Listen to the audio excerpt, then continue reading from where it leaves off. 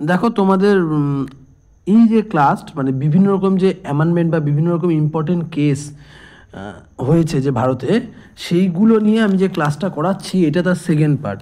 যারা প্রথম পার্ট দেখোনি তারা অবশ্যই প্রথম এই আমার যে পে লিস্ট আছে, পে লিস্টে যাবে, ওখানে গিয়ে দেখবে পলিটির একটা পে লিস্ট আছে, পলিটির পে লিস্টে গিয়ে যদি ওখানে সার্চ মানে দেখো, ওখানে দেখতে পেয়ে যাবে যে অ্যামেন্ডমেন্টের একটা ক্লাস আছে এবং এটা সেকেন্ড ক্লাস। সেখানে দেখবে অনেক অ্যামেন্ডমেন্ট করিয়েছি, ইম্পর্টেন্ট যেগুলো অ্যামেন্ডমেন্ট, এবং পুরো পুরো ডিটেলস আমি বুঝিয়েছি যে কি হয়েছে কি হয়নি, পুরো ডিটেলস বুঝিয়েছি। তোমরা যদি দেখতে পারো, দেখো এই যে এতগুলো কেস, নোটার কেস আছে, আরসি বোম্বাই কেস আছে, তারপরে ইন্দিরা গান্ধী ভার্সেস রাজ নারায়ণের কেস আছে, গোলকনাথ কেস আছে, কেশরীনাথ ভারতীর কেস আছে, বেরুবাড়ির কেস আছে, শঙ্করী প্রসাদ কেস আছে, কে গোপালান কেস আছে। এই কেসগুলো কিন্তু প্রত্যেক কটা করিয়েছি, ঠিক আছে। এবং এইগুলো তো আমি এখন মানে আরেকটা মেনকা গান্ধী কেস, যে খুব ইম্পর্টেন্ট কেস, হ্যাঁ, এই কেসগুলো তো করেছি, কে বোম্বাইয়ের কেস, তারপরে হলো এই যে এখানে দেখো লীলা থমাস, এইগুলো খুব ইম্পর্টেন্ট কেস যেগুলো বললাম। হ্যাঁ, Vishakha versus state of Rajasthan, এই ইম্পর্টেন্ট কেসগুলো কী হয়েছিল কী হয়নি, হ্যাঁ, সব বুঝিয়েছি তোমাদের। একটু যদি আগের ক্লাসটা দেখো তোমাদের সুবিধা হবে, আগের ক্লাসটা দেখে সেকেন্ড ক্লাসটা দেখলে তোমাদের হয়তো একটু বুঝতে সুবিধা হবে এবং তোমরা অনেকটাই বুঝতে পারবে। এই কেসগুলো কিন্তু শুধু যে কোনো পরীক্ষা, শুধু রেলের পরীক্ষা না, তোমার বিসিএস মানে বিসিএস খুব ইম্পর্টেন্ট। বিসিএস এছাড়া মিসলেনিয়াস আসছে, ক্লার্কশিপ আসছে, এছাড়াও যেন প্রচুর নোটিফিকেশন বেরিয়েছে চাকরির, সেখানে প্রত্যেকটা কিন্তু আমি ছোটোখাটো অ্যামেন্ডমেন্ট, এই অ্যামেন্ডমেন্ট বা কিসের সঙ্গে জড়িত হবে, এরকম একটা ছোটোখাটো প্রশ্ন এই ধরনের টপিকে আসতেই পারে। তো আজকে আমি আর না বলে ক্লাসটা শুরু করি তাহলে। এ দেখো মিনোমা মিল কেস, এটা 1980 সালে হয়ে থাকে। এবং এইখানে কী হয়, মিনোমা মিলস একটা টেক্সটাইল মিল ছিল। সেই মিলটা দীর্ঘদিন ধরে বিভিন্ন লসে চলছিল বা বিভিন্ন ম্যানেজমেন্টের গণ্ডগোল হচ্ছিল। তা আমাদের ভারত সরকার, তখনকার ভারত সরকার বলছে যে এরা পাবলিক ইন্টারেস্টের বিরুদ্ধে কাজ করছে, তার জন্য মিনোমা মিলসের যে ম্যানেজমেন্ট আছে, ম্যানেজমেন্টটা সরকার ওখানে ইনকোয়ারি বসানোর পর বলছে ম্যানেজমেন্টের গণ্ডগোল আছে, এই বলে ওরা নিজেরা নিয়ে নেয়, মানে মিলটাকে নিজেরা মানে ভারত সরকার নিজের হাতে নিয়ে নেয়। এবং এটা নেওয়ার সময় তারা এই মিনিমাম মিলসের উপর যে একটা প্রয়োগ করে সেটা হলো ন্যাশনালাইজেশন। সম্ভবত ন্যাশনালাইজেশন ইন্ডাস্ট্রিয়াল ন্যাশনালাইজেশন অ্যাক্ট 1970-এর যে অ্যাক্ট ছিল সেটাকে প্রয়োগ করে। এবং প্রয়োগ করার পর মানে ব্যাপারটা ছিল একদম মিনোমা নামে একজন লোকের এই মিলটা ছিল, সে সরকার ওই মিলটাকে পুরো নিয়ে নেয় নিজের হাতে, মানে ওটা পিএসইউ সেক্টর করে দেয়। তখন মিনিমাম মিলস হট করে চলে যায়, কোর্টে যায়, কোর্টে গিয়ে বলে এটা কী হলো ব্যাপারটা, এটা তো আমার মিল ছিল, এটা কি করে সরকার এরকম করে হস্তক্ষেপ করতে পারে। উনি এই কেসটা করে এবং এই কেসের থেকে যে ইম্পর্টেন্ট টপিকগুলো উঠে আসে। আবারও বলছি, বেসিক স্ট্রাকচারটা আবার ওইখানে যে কেশরনাথ ভারতী 1973 সালে যে বেসিক স্ট্রাকচারের কথা ওঠে, সেটা কিন্তু এখানে আবার এগেন একটা মানে আবার এখানে মানে একটা স্ট্রেনদেন মানে স্ট্রং একটা জায়গা পায় যে বেসিক স্ট্রাকচার জিনিসটা কী। এবং যখন কেস করে তখন এই মিনোমা মিলস দাবি করে যে সরকার যে 42তম অ্যামেন্ডমেন্ট, যেটা 1976 সালে হয়েছিল, 42তম অ্যামেন্ডমেন্টটা বৈধ কিনা, মানে 42তম অ্যামেন্ডমেন্টের কিছু জায়গা চেঞ্জ করে ফান্ডামেন্টাল, মানে ওখানে ব্যাপারটা বলে দিই তোমাদের, বলছে ফান্ডামেন্টাল রাইট বেশি বড় না ডিএসপি বেশি বড়। তাই এই অ্যামেন্ডমেন্টের মাধ্যমে ডিএসপিকে বেশি বড় করে দেখা হয়েছে, ডিএসপির জন্য ফান্ডামেন্টাল রাইটকেও চেঞ্জ করা যায়, একটা ব্যাপার করেছিল। তখন ইনি যায় কোর্টে গিয়ে বলে যে 42তম অ্যামেন্ডমেন্ট কি আদৌ বৈধ। তখন এই কোর্ট তখন কিন্তু আবারও বলে যে অবশ্যই যে পার্লামেন্ট বা সংসদের যে আমাদের কনস্টিটিউশনের যে কোনো পার্ট অ্যামেন্ডমেন্ট করার ক্ষমতা আছে। তাই বলে এইটা না যে তুমি বেসিক স্ট্রাকচার চেঞ্জ করতে পারো, হ্যাঁ, তুমি বেসিক স্ট্রাকচার চেঞ্জ কখনোই করতে পারো না। আর একটা আমাদের এখানে সেপারেশন অফ দ্য পাওয়ার আছে, মানে পুরোপুরি সেপারেশন না। এই ব্যাপারটা কি বলে দিই তোমাদের, ব্যাপারটা হলো যারা ধরো এক্সিকিউটিভের আলাদা পাওয়ার, লেজিসলেচার এক্সিকিউটিভ কি, যারা ধরো প্রধানমন্ত্রী এরকম পদ আছে, প্রধানমন্ত্রী মানে মেন যারা হলো মন্ত্রী, তারা এক্সিকিউটিভ, মন্ত্রী আইএস আইপিএস বা ধরো ডাব্লিউবিসিএস যারা আছে সবাই এক্সিকিউটিভ, এদের একটা পাওয়ার আছে, এক্সিকিউটিভের একটা পাওয়ার। লেজিসলেচার হলো যারা এমএলএ এমপি, মন্ত্রী বলিনি কিন্তু এমএলএ এমপি, হ্যাঁ, এমএলএ এমপি কিন্তু তারা মন্ত্রী হতেও পারে, না হতে পারে। এমএলএ এমপি কিন্তু লেজিসলেটিভ, আর জুডিশিয়ারি, এদের মধ্যে সেপারেশন পাওয়ার আছে। এই সেপারেশন পাওয়ারটা কখনোই ভাঙা যায় না। কেন ভাঙা যায় না? আজ তুমি যে কোনো পার্ট অ্যামেন্ডমেন্ট করবে। আর একটা বলেছিল 42তম অ্যামেন্ডমেন্টে যে যে সরকার জুডিশিয়াল রিভিউটা, সাধারণত বলে দিই, ওটা 39 অ্যামেন্ডমেন্টের মাধ্যমে কী করেছিল, এই 42তম অ্যামেন্ডমেন্ট একটাকে যে 9 শিডিউলে ফেলে দিয়েছিল। 9 শিডিউলে ফেলার পরে কী হচ্ছে, সরকার ওটা মানে সরকার না, সুপ্রিম কোর্ট বা কোর্ট ওটাকে জুডিশিয়াল রিভিউ করাতে পারবে না। এইটা কিন্তু বলেছিল বেসিক স্ট্রাকচার হ্যাম্পার করছে, তাই এই পার্টটাকে অ্যাভলিউট করতে হবে। এবং 42তম অ্যামেন্ডমেন্টে দুটো ক্লজ ছিল, 4 ও 5, সেটাকেও অ্যাভলিউট করতে হবে। সেটাও কিন্তু আমাদের ফান্ডামেন্টাল রাইটের বিরুদ্ধে, মানে ফান্ডামেন্টাল রাইটের হরণ করছে বা খর্ব করছে। এবং আর একটা জিনিস সব এই কেসে বেরিয়ে আসে যে তুমি তুমি তুমি অ্যামেন্ডমেন্ট করতে পারো, বললাম যেটা তুমি অ্যামেন্ডমেন্ট করতে পারো, বেসিক চিজ অ্যামেন্ডমেন্ট করতে পারো না, এটা 1 নম্বর পয়েন্ট। আবারও উঠে আসে 2 নম্বর পয়েন্ট উঠে আসে যে যে আমাদের ডিএসপি, অবশ্যই ডিএসপি দরকার, একটা গুড গভর্নেন্সের জন্য ডিএসপি অবশ্যই ইমপ্লিমেন্ট দরকার। বাট তুমি তাই আমাদের যে আর্টিকেল 3-তে যে ফান্ডামেন্টাল রাইট আছে, তাকে তুমি কিন্তু হরণ করতে পারো না, তাকে তুমি খর্ব করতে পারো না। এই ডিএসপি ও বেসিক স্ট্রাকচার সাইকেলের দুটো চাকা, একটা চাকা যদি এদিক ওদিক হয় তাহলে সাইকেল কিন্তু চলবে না, তাই দুটো চাকাকে ব্যালেন্স করে চলতে হবে। এইটা আসে। 3 নম্বর পয়েন্ট আসে। 3 নম্বর পয়েন্ট কী আসে, যে বলছে যে সুপ্রিম কোর্ট এটা পুরোপুরি বলে দেয় যে কনস্টিটিউশন হলো সুপ্রিম, মানে কনস্টিটিউশন হলো সুপ্রিম মানে যে হলো হেড। হ্যাঁ, পার্লামেন্ট কিন্তু হেড না, আবারও বলে দিল। সব এইটা কিন্তু খুব ইম্পর্টেন্ট পয়েন্ট, এটা পুরো একদম স্পষ্ট করে দেয়। এবং এইটার পেছনে অনেক কেস আছে। তোমার এখানে 338-এর কেস আছে, 338তম আর্টিকেলের কিছু অ্যামেন্ডমেন্ট সেটাকেও অবৈধ করে। হ্যাঁ, এগুলো তো বললাম না আমি, যেগুলো মেন পয়েন্ট সেগুলো বলে দিলাম তোমাদের, ঠিক আছে। এবার পরের কেসে আমরা যাই। দেখো, এর পরের ভিডিওটা হলো শাহবানু কেস। শাহবানু ছিল একজন মধ্যপ্রদেশের ইন্দোরের মহিলা, মানে মুসলিম মহিলা। তার খুব ছোটোবেলায় বিয়ে হয়ে যায়, বাল্যবিবাহ হয়। এবং পরবর্তীকালে 1962 সালে তার স্বামী, 1975 সালে তার স্বামী দ্বিতীয় বিয়ে করে এবং তাকে ডিভোর্স দেয়, তাকে ছেড়ে দেয়, আলাদা করে থাকতে বলে। তা সেই সময় অবধি তাকে টাকা দিচ্ছিল কিছু। হট করে সম্ভবত 1980 সালে, 1980 বা 1978 সালে তাকে 3বার তালাক বলে ডিভোর্স দিয়ে দেয়। তখন শাহবানু প্রথম দিকে একটা কিছু টাকা দিচ্ছিল, অ্যালিমানি দিচ্ছিল। পরবর্তীকালে মানে তার যে হাজব্যান্ড থাকে সে অ্যালিমানি দিতে অস্বীকার করে। তখন শাহবানু কোর্টে যায়, কোর্টে গিয়ে কেস ফাইল করে যে আমি তো এরকম মানে অপারক ইনকাম করা, তা আমি কি করে চালাবো আমি নিজেকে। তখন ওখানকার কোর্ট রায় দেয় তাকে 25 টাকা করে দিতে হবে। এবং শাহবানু যে কেসটা করে, তখন সিআরপিসি 125-এর আন্ডারে কেসটা করে অ্যালিমানির জন্য। তারপরে হাইকোর্ট যায়, হাইকোর্টও তাই রায় দেয়, হাইকোর্টও বলে ঠিক। এবং এই হাইকোর্টের রায় আবার কি 25 টাকা থেকে বাড়িয়ে ওটা সম্ভবত 180 টাকা মতো করে দেয়, তাই তাকে দিতেই হবে। হ্যাঁ, এই হাইকোর্টের রায়কে চ্যালেঞ্জ করে তার হাজব্যান্ড সুপ্রিম কোর্টে কেস করে, যেটাই পরবর্তীকালে শাহবানু কেস নামে পরিচিত 1985 সালে। এবং সুপ্রিম কোর্ট বলে অবশ্যই ঠিক, হাইকোর্ট যেটা রায় দিয়েছে ওটাই ঠিক। আপনি আপনার ওয়াইফকে ছেড়ে দিয়েছেন, যতদিন না ওয়াইফ আপনার অন্য কোথাও বিয়ে করছে বা নিজে ইনকামে সক্ষম হচ্ছে, ততদিন আপনাকে অ্যালিমানি দিতেই হবে বা ভরণ পোষণ দিতেই হবে। তখন এই রায়টা বলা হয় যে, এবং এভাবে হিসাবে তখন কিন্তু এই রায়ের এগেনস্টে মুসলিম যে কমিউনিটি থাকে তারা বিভিন্ন রকম আন্দোলন এবং বিদ্রোহ শুরু করে। এই আন্দোলনের ফলে বা বিভিন্ন রকম মানে মাইকিং, তারপরে হলো বিভিন্ন রকম মানে প্রচার শুরু করে যে এটা হলো মুসলিম লয়ের বিরুদ্ধে যাচ্ছে। এবং আমাদের আর্টিকেল 25 ওদের মানে ধর্মীয় আইনে লেখা আছে যে শাহাদাত, মানে এই সম্ভবত ডিভোর্সের একটা পিরিয়ড অবধি বলে, এই যে ইবাদাত বলে, সরি শাহাদাত না, ইবাদাত পিরিয়ড অবধি নাকি এরকম মানে অ্যালিমানি দেওয়া হয়। তা ওই বলছে আমাদের ধর্মীয় যে আইনের বা ধর্মীয় যে আর্টিকেল 25কে হরণ করছে। তখন ইন্দিরা গান্ধী সরকার ছিল, ইন্দিরা গান্ধী সরকার ইন্দিরা গান্ধী সরকার তখন বলে হ্যাঁ ঠিকই তো, ধর্মীয় ইস্যুতে কেন আঘাত আনবে সুপ্রিম কোর্টে, বলে তখন ওরা একটা নতুন অ্যাক্ট আনে। সেটা হলো, দেখো, Muslim women protection and divorce act 1986। এইখানে বলা হয় হ্যাঁ অবশ্যই শুধু তো ইবাদত অবধি তো দিতে হবে। ইবাদত সম্ভবত 3 মাস হয়, মানে ডিভোর্সের পরপর 3 মাস, তারপরে দিতে হবে না, ওটা বলেছে তাই হবে।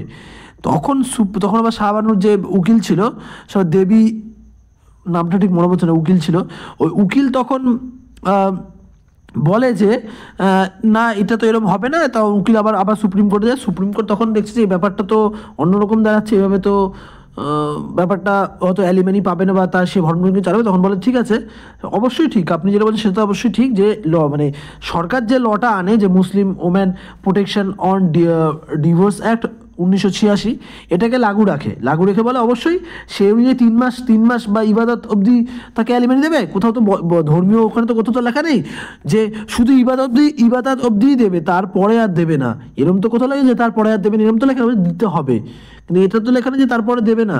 বলছে ঠিক আছে, তাহলে ওই অবধি ইবাদত অবধি দেবে ওই ধর্মীয় আইন অনুযায়ী, আর সিআরপিসি 125 অনুযায়ী বা সিআরপিসি 125 অনুযায়ী লাইফ টাইম অবধি দেবে, যতদিন না সে উপার্জনের সপারক হচ্ছে। হ্যাঁ, এই বলে আস্তে আস্তে মানে হারমোনিয়াস একটা অ্যাপ্রোচ নেয়, এবং এইভাবে শাহবানু কেসটায় কিন্তু শাহবানু আস্তে আস্তে এবং এইখান থেকে যেটা ইম্পর্টেন্ট বেরিয়ে আসে যে মুসলিম মহিলাদের অবস্থা, মুসলিম মহিলাদের পরিস্থিতি কিন্তু সমাজের কাছে উঠে আসে যে তারা কতটা অসহায়।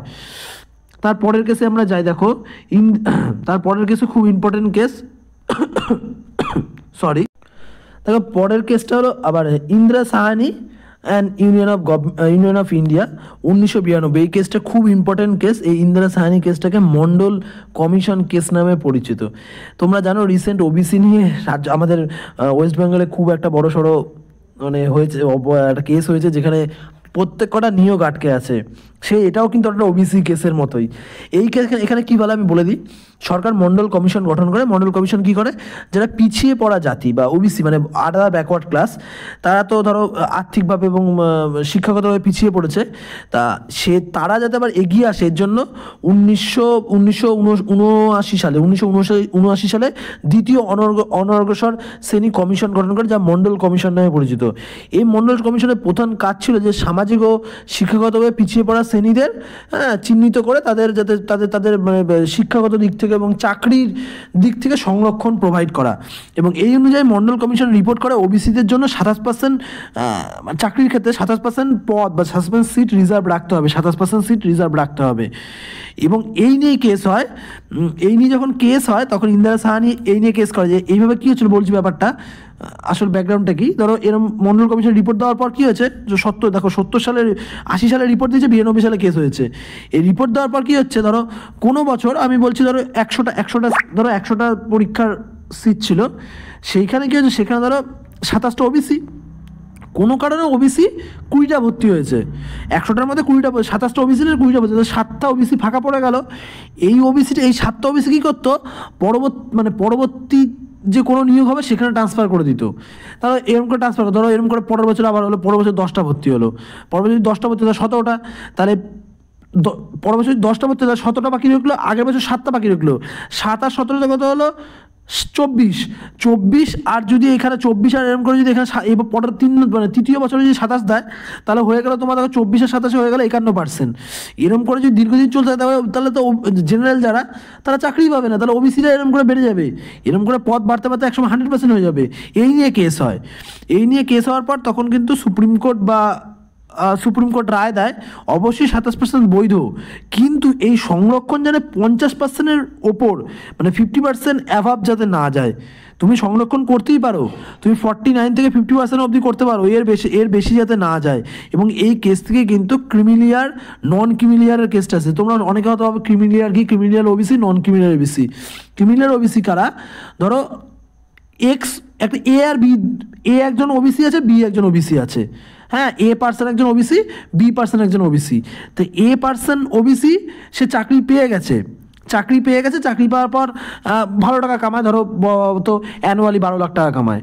এবার কি হচ্ছে, এর ছেলে যখন বা এর মেয়ে যখন চাকরির জন্য অ্যাপ্লাই করবে, এ কিন্তু ওবিসি হিসেবে অ্যাপ্লাই করবে, কিন্তু ক্রিমিলিয়ার মানে এ কিন্তু আর ফার্দার বেনিফিট পাবে না, কেন এ আর্থিকভাবে সক্ষম। কিন্তু বি যে সে ধরো চাকরি বাকরি পায়নি, চাষবাস করতো, সে তো আর্থিকভাবে সক্ষম না, তাহলে সে কিন্তু নন ক্রিমিলিয়ার ওবিসি। এইখান থেকে কিন্তু ক্রিমিলিয়ার নন ক্রিমিলিয়ার ওবিসির কথাটা আসে। এবং ইন্দিরা সাহানি মামলা ভারতের সমাজের সামাজিক ন্যায় এবং সমতার ধারণাকে আরও এক ধাপ এগিয়ে নিয়ে যায়। মানে এত সুন্দর এটা রায় দেয়, অবশ্যই দরকার, কিন্তু সব ক্ষেত্রে যারা পিছিয়ে তাদের এগিয়ে নিয়ে আসা দরকার, কিন্তু সেটা যাতে মানে যেটা যাতে আবার কারোর প্রতি বার্ডেন বা আবার কোনো একটা সম্প্রদায়কে পিছিয়ে না দেয়, মানে একজনকে একা থেকে আবার অন্য একটা সম্প্রদায় পিছিয়ে দিলাম, এটাও তো ভালো না।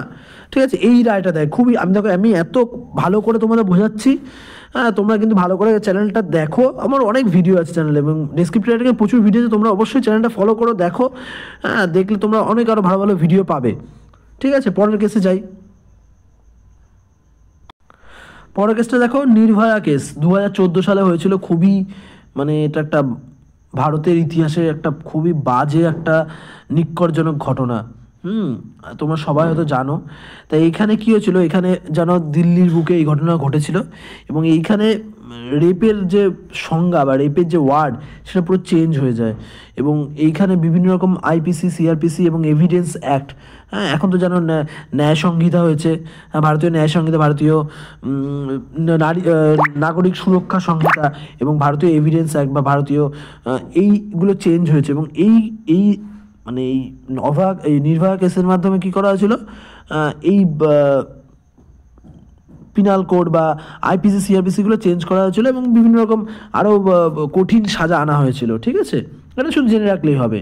হ্যাঁ, আর একটা তোমরা জেনে রাখতে পারো যে national legal service authority and union of India, হ্যাঁ এইটা কি হয়েছিল, যে ট্রান্সজেন্ডার চাকরি পেতো না। ঠিক আছে, ট্রান্সজেন্ডারদের কিরম করে, এবার ট্রান্সজেন্ডার বিভিন্ন ক্ষেত্রে তারা আমরা যখন কোনো কিছু ফর্ম ফিল আপ করতে যাচ্ছি, ধরো আজ তোমরা বা আমরা যখন ফর্ম ফিল আপ করতে যাচ্ছি বা কোনো এডুকেশনাল ইনস্টিটিউটে ভর্তি হতে যাচ্ছি বা তুমি যে কোনো কিছুতে ফর্ম ফিল আপ করতে, তোমরা কিন্তু জেন্ডার দেয় কি, তুমি কোন জেন্ডার, তুমি লিখে দিলে আমি হলাম ফিমেল জেন্ডার বা আমি লিখে দিলাম মেল জেন্ডার। তা এইটা তো হলো, এবার যে ধরো মেল বা ফিমেল না, হ্যাঁ সে কী লিখবে, তার জন্য তো কোনো জেন্ডার ছিল না, তার এইটা তো কি, তার তো ফান্ডামেন্টাল রাইট হারণ হচ্ছিল। এগুলো কিন্তু কেসগুলো ডেটগুলো মনে রাখবে সবাই, 2014 সাল, তার তো মানে ঠিক আছে, এই যে তাদের তো একটা হরণ হচ্ছে, তাদের তো মানে তুমি যদি শুধু মেল ফিমেল দাও, যারা মেল ফিমেলের মধ্যে পড়ে না তাদের তো ফান্ডামেন্টাল রাইট হরণ হচ্ছে, তখন কিন্তু তাদের জন্য একটা জেন্ডার করা থার্ড জেন্ডার বা ট্রান্সজেন্ডার। হ্যাঁ, এই ট্রান্সজেন্ডার পিপল আর রেকগনাইজ থার্ড জেন্ডার, মানে যারা ট্রান্সজেন্ডার হয়েছে তাদের কিন্তু ওই থার্ড জেন্ডার বলে দেবো, এখনও আমাদের ফর্ম ফিল আপের সময় আসে বা আদার্স আছে, আদার্স লেখা থাকে। এইটা কিন্তু ছিল না, এটা করা হয়, এটা খুব ইম্পর্টেন্ট। ত্রিপিল তালাক জানো, ত্রিপিল তালাক কিন্তু 2016 সালে আমাদের মোদী সরকার বাদ দিয়ে দিয়েছে, যে আগে যেরকম 3বার তালাক বলেই যে তালাক হয়ে যেত, সেটা কিন্তু আর হবে না। এখন তোমাকে ওরকম 3বার তালাক বললে হবে না এবং তার জন্য প্রপার মানে অ্যাক্টের মাধ্যমে যেতে হবে। এটাও খুব ইম্পর্টেন্ট, এগুলো বলে দিলাম। ত্রিপিল তালাক, right two property, right two privacy, এটাও খুব important. Right two privacy act 2017 সালে একবার রিকগনাইজ করা হয়, যে রাইট টু প্রাইভেসি মানে ধরো আমি আমার ফোনের মধ্যে কী কী রাখবো, তো সরকার তো এসে বলতে পারে তোমার ফোনটা দেখাও, ভাই তুমি তোমার ফোনে কী কী রেখেছো আমাকে দেখাও। হ্যাঁ, সরকার কিন্তু এটা কখনোই জারাই করতে পারে, তোমার ফোনে কী রেখেছো আমাকে দেখাও। হ্যাঁ, আমি আমার ফোনে কী করবো, এটা পার্সোনাল ম্যাটার।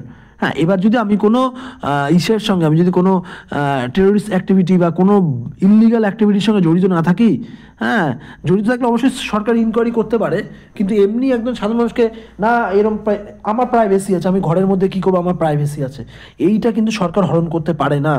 হ্যাঁ, এই আধার কার্ড নিয়ে ওটা এরকম কেস উঠেছিল, রাইট টু প্রাইভেসি, আমার যে বায়োমেট্রিক সেটা তো আমার তো নিজের প্রাইভেট, আমার তো ওটা নিজের মানে আমার নিজের কোনো প্রাইভেট ব্যাপার। হ্যাঁ, আমার তো নিজের ডেটা, ওটা আমি কেন অন্য কাউকে দেবো, এই একটা আসে কিন্তু রাইট টু প্রাইভেসি 2017 সালে। এবার দেখো, এবং এইটাও কিন্তু এই রাইট টু প্রাইভেসি নিয়ে কেসটা, হ্যাঁ পুট্টাস্বামী কেস, এটাও মনে রাখবে, পুট্টাস্বামী কেস দিয়ে মনে রাখবে, সাধারণত পুট্টাস্বামী কেস দিয়ে কিন্তু আসে। হ্যাঁ, দেখো সুপ্রিম কোর্ট ডিসাইড করেছে রাইট এগেনস্ট সরি দেখো this supreme court decided safeguard individual right, মানে প্রত্যেকের individual right against invasion of privacy, মানে তোমার প্রাইভেট কোনো কিছুতে আক্রমণ যদি কেউ করে সেই বিষয়ে এই সুপ্রিম কোর্ট রায়টা দেয়, যে রাইট টু প্রাইভেসি আমাদের যে 21 নম্বর আর্টিকেলে আছে, হ্যাঁ রাইট টু লাইফ আন্ডার, এটাকে কিন্তু মান্যতা দেয়। হ্যাঁ, এটা খুব ইম্পর্ট্যান্ট কেস। হ্যাঁ, এটা মনে রাখতে পারো। আর একটা হলো, আর এখানে ইম্পর্টেন্ট তোকে, এটাও তো ইম্পর্টেন্ট না, হচ্ছে যে রিপ্লেশন অফ দ্য সেকশন 377, মানে সেম সেক্সের বিয়েটা, এটা কিন্তু আমাদের মানে আনকনস্টিটিউশন বা ওটা ইললিগাল ঘোষণা করা হয়েছে, সেম সেক্সের মধ্যে বিয়ে, এটা ক্রিমিনালাইজও করা হয়েছে। হ্যাঁ, মানে বলতে চাইছে বিয়ে মানে হলো একটা সুন্দর সম্পর্ক, বিয়ে মানে শুধু শারীরিক চাহিদা না। তা তুমি যখন এই বিয়ে মানে সেম সেক্স, মানে ওখানে তো মানে সুন্দর সম্পর্ক না, ওখানে তো একটা মানে শারীরিক চাহিদা এরকম একটা কিছু জড়িয়ে যাচ্ছে। তা সেই হিসেবে কিন্তু ওই এটাকে রিপিল করে দেওয়া, আমাদের ভারতের থেকে রিপিল করে দেওয়া হয়, ঠিক আছে। আর এগুলো শুধু মনে রাখবে, এটা অত ইম্পর্টেন্ট না। হ্যাঁ, জোসেফ সাহানি কেসটা অত ইম্পর্টেন্ট না, তোমরা দেখে রাখতে পারো। স্ট্রাইক ডাউন এটাও কিন্তু স্ট্রাইক ডাউন করেছে, ঠিক আছে। আর এখানে ইম্পর্টেন্ট এই internet mobile accessory of the India versus reserve bank, এই কেসটা ইম্পর্টেন্ট, শুধু মনে রাখবে, এটা শুধু মনে রাখবে এগুলো, ঠিক আছে। ওই ক্রিপ্টোকারেন্সি নিয়ে, ক্রিপ্টোকারেন্সি যেহেতু ইন্ডিয়ান গভর্নমেন্ট বলছে তুমি মান্যতা নাই দিতে পারো ক্রিপ্টোকারেন্সির ওপর, কিন্তু ব্যাঙ্ক যদি প্রহিবিট করেছিল, ব্যাঙ্ক বলছে ক্রিপ্টোকারেন্সি আমরা চালাবো না, তখন ওটা বলেছে কেন তুমি ওটা চালাবে না, ওটা তো কিছু ব্যাপার না, তুমি মান্যতা না দিতে পারো কিন্তু ওটা চলতে দিতেই পারো, এরকম একটা ব্যাপার, ঠিক আছে। এটা শুধু মনে রাখবে, ক্রিপ্টোকারেন্সির সঙ্গে জড়িত, এটা মনে রাখতে হবে, ঠিক আছে। এটা বলে রাখলাম। দেখো এখানে বললাম না যে যে আমাদের আরবিআই কিন্তু প্রহিবিট করেছিল যে ক্রিপ্টোকারেন্সি, কিন্তু সুপ্রিম কোর্টে কেন এটা তো করতে পারো না তুমি। সুপ্রিম কোর্ট বলছে যে এই যে right to carry on trade, মানে এটাতে কারোর অধিকার আছে ক্রিপ্টোকারেন্সি দিয়ে ট্রেড করার বা এরকম কিছু সে করতে পারে, মানে মেন কথা সুপ্রিম কোর্ট প্রহিবিট করেছিল ক্রিপ্টোকারেন্সিটাকে, কিন্তু আরবিআই প্রহিবিট করেছিল, সুপ্রিম কোর্টের ওভাররুল করে বলে না ইউজ করতেই পারে, সঠিকভাবে যদি ইউজ করে। তারপরে দেখো লক্ষ্মীবাই যে কেসটা হয়, লক্ষ্মীবাই কর্ণাটক গভর্নমেন্টের, এখানে বলা হয়েছিল, আগে কি জানতো তোমরা যে মেয়েদের কিন্তু বাবার সম্পত্তির প্রতি অধিকার সেভাবে ছিল না, এবং 2005 সালে একটা কেস হয়, বলা হয় মেয়েদের বাবার সম্পত্তির অধিকার তখনই আছে যতদিন বাবা বেঁচে আছে, ততদিন মানে বাবার সম্পত্তির বা মেয়েদের অধিকার থাকতে পারে। কিন্তু ওই 2005-এর লটাকে অ্যামেন্ডমেন্ট, মানে ওই লটাকে অ্যামেন্ডমেন্ট করা হয় বা লটাকে ওভাররুল করে সুপ্রিম কোর্ট, কর্ণাটক হাইকোর্ট রায় দেয় যে বাবা বেঁচে থাকুক বা বাবা মরে যাক বা বাবা না থাকুক বা পরলোক গমন করুক, মেয়েদের কিন্তু সব সময় বাবার সম্পত্তির ওপর অধিকার আছে, মেয়েদের সেই সম্পত্তি থেকে তুমি বঞ্চিত করতে পারো না। হ্যাঁ, এটা হিন্দু সাকসেশন অ্যাক্ট অনুযায়ী তুমি মেয়েদের সম্পত্তির অধিকার, এটা মানে মেন কথা মেয়েদের পুরোপুরি মেয়েদেরকে আরও মানে কি বলবো, আরও সবল করা হয়, মেয়েদেরকে আরও শক্তিশালী করা হয় যে বাবার জমির ওপর অধিকার আছে, কারণ মেয়েদের বাবার জমির ওপর অধিকার নেই, স্বামীর ওখানে যে ওরম করেছে, এই জন্য মানে সব জায়গায় যাতে ব্যালেন্স থাকে, মেয়েরা যাতে সক্ষম হতে পারে, সেই জন্য এই ব্যবস্থাটা করা। পরবর্তী যে কেসটা খুবই ইম্পর্টেন্ট কেস, আমি কিন্তু রিসেন্ট কেসগুলো বলছি, এরম না যে পুরনো কেস। দেখো 2021 সালে ঘটে যাওয়া লক্ষ্মীবাই যে কেসটা, হ্যাঁ, এবং 2021 সালে যে মোহাম্মদ সালিউল্লাহ যে আছে, উনি একজন রোহিঙ্গা, এই রোহিঙ্গা নিয়ে কেসটা হয়। কী হয় জানো, রোহিঙ্গারা শরণার্থী হিসেবে ভারতে ঢোকে, এবং ভারত সরকার বলে যে এত রোহিঙ্গা আমাদের এখানে ঢুকছে, আমাদের তো অসুবিধা হয়ে যাবে, তা ওদের আবার ডিপোর্ট করে, ওদের আবার নিজের দেশে ডিপোর্ট করতে শুরু করে ভারত সরকার। তখন রোহিঙ্গাদের মধ্যে একজন আছে মোহাম্মদ সালিমুল্লাহ এবং মোহাম্মদ সাকিব নামে দুজন রোহিঙ্গা সুপ্রিম কোর্টে পিটিশন দেয় যে এরম করছে, আমাদের তো সরকার আবার পাঠিয়ে দিচ্ছে, ওখানে তো আমাদের খুব মারছে ধরছে, পিটাচ্ছে বা আমাদের মেরে ফেলছে, আমাদের মৌলিক অধিকার হরণ হচ্ছে, আমাদের যদি পাঠিয়ে দেন আমাদের বেঁচে থাকা, আমি যদি ওখানে চলে যাবো মরে যাবো, আর বেঁচে থাকা তো মৌলিক অধিকার, সেটা তো আমার হরণ হচ্ছে, বেঁচে থাকা যদি মৌলিক অধিকার সেটা যদি আমার হরণ হয় সেটা তো খারাপ না। তখন সুপ্রিম কোর্ট তাদের রায় দেয় যে রোহিঙ্গা ভারত থেকে, মানে সুপ্রিম কোর্টের রায়টা ভালো করে শোনো, বলছে রোহিঙ্গাকে ভারত থেকে নির্বাসিত করা যাবে না, মানে ডিপোর্ট করা যাবে না। আদালত বলে অনির্বাসন, মানে যে অনির্বাসন হওয়াটা কিন্তু একটা অধিকার, আর মানে ভারতীয় সংবিধানের 21তম আর্টিকেল যে মৌলিক অধিকার আছে যে অনির্বাসিত হওয়ার অধিকারও কিন্তু তোর মধ্যে পড়ে, রাইট টু লাইফের মধ্যে কিন্তু বেঁচে থাকার অধিকার, অনির্বাসিত হওয়ার অধিকারও আছে। এবং এই অধিকার শুধু যে আর্টিকেল 21 শুধু ভারতীয় নাগরিকের জন্য না, এটা কিন্তু সকল ব্যক্তির জন্য, মানে তুমি কাউকে মানে বিপদের মুখে ঠেলে দিতে পারো না, তার মৌলিক অধিকারকে হরণ করছো, এই বলে সুপ্রিম কোর্ট বলে যে তাদের পাঠানো যাবে না। এবং এই মামলায় একটা গুরুত্বপূর্ণ রায় হলো, এই মামলাটা গুরুত্বপূর্ণ এরকম করে রায় দেয়, এবং এই রায়ের সঙ্গে সুপ্রিম কোর্ট এটা স্পষ্ট করে বলে দেয় ভারত সরকার কোনো শরণার্থীকে তার জীবনের ও স্বাধীনতার ঝুঁকির মুখে ফেরার মানে কোনো মানে অধিকার নেই ভারত সরকারের, এই বলে কিন্তু রোহিঙ্গাকে যে ডিপোর্ট হচ্ছিল রোহিঙ্গা ভারত থেকে সেটাকে বন্ধ করে দেয়। আজকের মতো দেখো কেস শেষ, আর নেই, তোমাদের প্রায় অনেকগুলো কেস করালাম, প্রায় ধরো মোটামুটি 30-40টা, সবই ইম্পর্টেন্ট কেস। আমরা লাস্টে শুধু বলবো, ভালো লাগলে অবশ্যই চ্যানেলটা সাবস্ক্রাইব করো, লাইক করো, শেয়ার করো। ওকে, এরপরে আর নতুন নতুন আরও ভিডিও আসবে, তোমরা অবশ্যই ভিডিওটা যত দেখবে তত নতুন নতুন ভিডিও আসবে। ওকে, এরপরে আমি সুপ্রিম কোর্টে ভিডিও বানাচ্ছি, অলরেডি সুপ্রিম কোর্টে ভিডিও আনবো। আজকে বেশি না বলে, ওকে বাই, রাখলাম।